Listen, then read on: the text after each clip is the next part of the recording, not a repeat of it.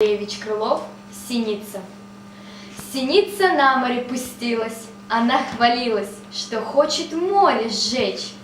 Расславилась тотчас о том по свету речь. Страх обнял жителей Нептуновой столицы, летят стадами птицы, а звери из лесов сбегаются смотреть, как будет океан и жарко ли гореть.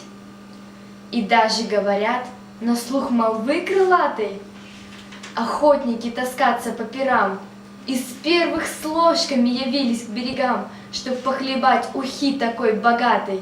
Какой-де откупщик и самый тароватый не добывал секретарям. Толпятся, чуду всяк заранее дивится, молчит и на море глаза уставя ждет.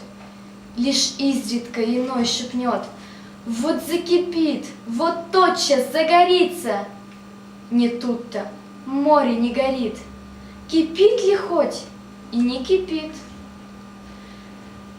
И чем же кончились затеи величавы? Синица со стыдом всвояси уплыла. Наделала синица славы, а море не зажгла. Примолвить к речи здесь годится, но ничего не трогая лица, что делом, не сведя конца, не надобно хвалиться.